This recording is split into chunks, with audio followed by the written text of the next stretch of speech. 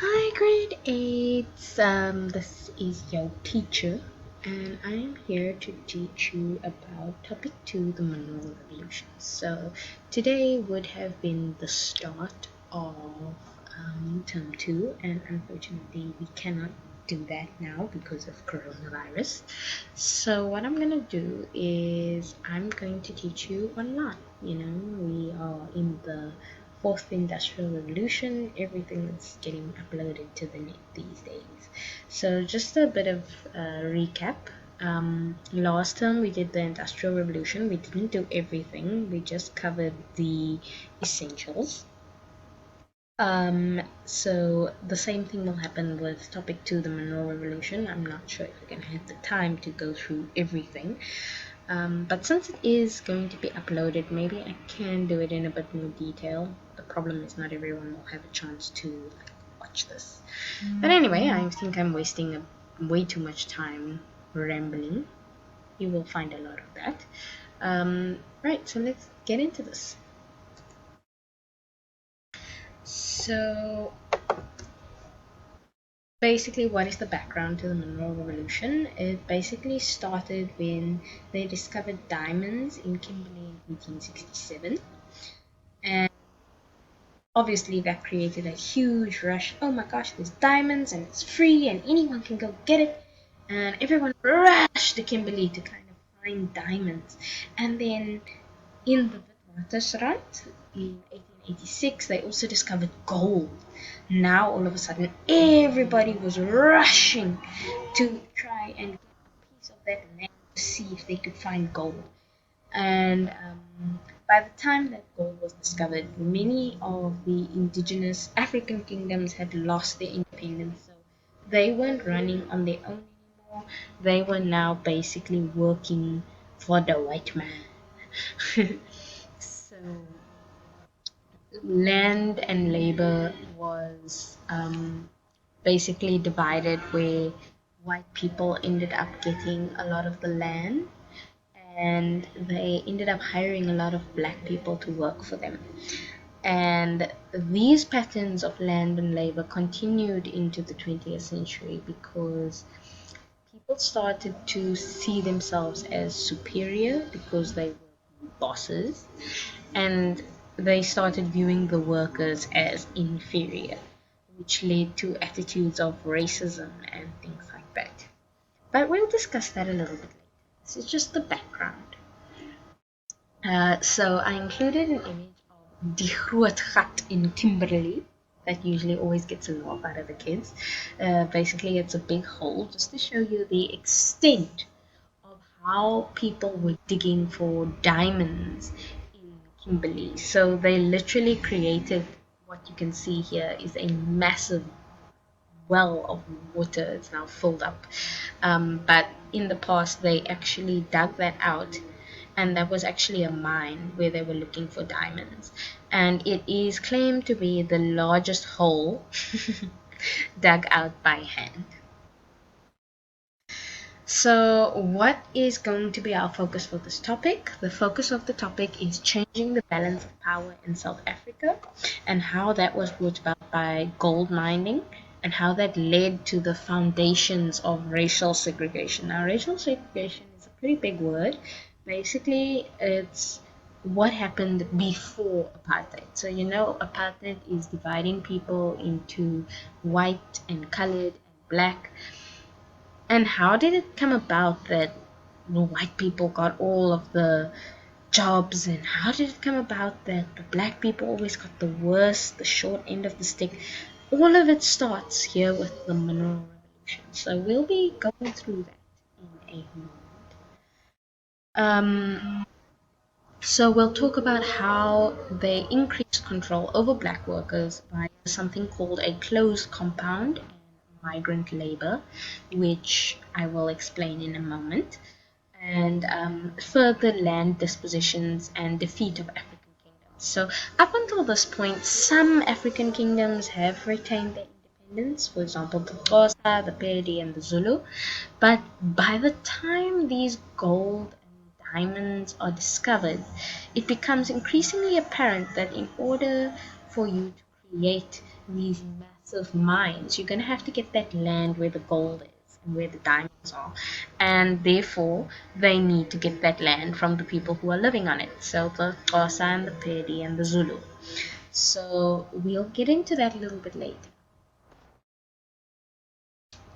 We'll also discuss why is gold so valuable? Like, why is everyone rushing for gold? We'll also discuss how, you know what, I don't think we'll discuss how gold is mined because that is not a question that really relates to the history of it all. Um, the conditions underground, though, we will go into, and what is a Randlord and the formation of the Chamber of Mines. We'll speak about migrant workers, so how people went from what they kind of known as the homelands, basically, to go and work in the mines in Kimberley, and how that created a burden on the women in the reserves, and how it led to the erosion of families. You had skilled and unskilled white workers. How were they benefited by this mineral revolution? Anti-Indian legislation, so laws that were passed to basically forbid Indians from having the same rights as white people. How people resisted being forced to work in the mines. Well, I say forced, I use it very loosely because they were forced in the sense that they needed money and this was where you could get money. Um, they were not forced in the sense that somebody came there and whipped them and made them into slaves and things like that. But we'll discuss that. We'll get there when we'll get there. And then we'll discuss how the city of Johannesburg was established. Right. So the mineral revolution basically became a turning point in South African history because it led to a shifting of the balance of power. You can see about all different groups that were formed during this time. You can see if you look at the groups that are on the screen at the moment, you'll see that there is the South African Native National Congress, the SANNC, which later became the ANC, so that's something you'd be familiar with. And then the Land Act. The Land Act is very important and it'll come in again in grade 10 history, provided the curriculum doesn't change. So I'll be focusing on some of these organizations more than others when I go through this. And then at the end of it all, we'll look at a map of Southern Africa in 1913 and we'll see how that has changed because of the mineral revolution in 1860. So usually before I start a topic, I do the glossary. So let's go through the glossary and the words that we need to know, the words that are going to appear in this topic. The one is the word invest. It means spending money to make money. So you would invest a 50 Rand to buy 50 packets of knickknacks, which you will then sell for 2 Rand each. You'll make 100 Rand. So you need to spend money to make money, and that process is called investment or investing. Your authorities are your people that are in charge, your bosses, your leaders. To recruit someone, looking for workers to employ.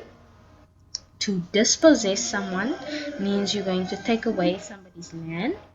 Scarce means it's very difficult to find, it's rare, and the more scarce something is, the more valuable it is.